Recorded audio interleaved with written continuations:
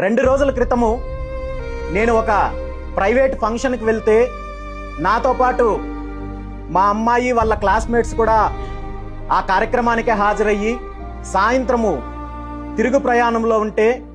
మా అమ్మాయితో పాటు కొంతమంది ఆడబిడ్డలు వస్తున్న కారును ఒక ఆకతాయి అటకాయించి సుమారు 10 కిలోమీటర్లు వెంబడించి మరి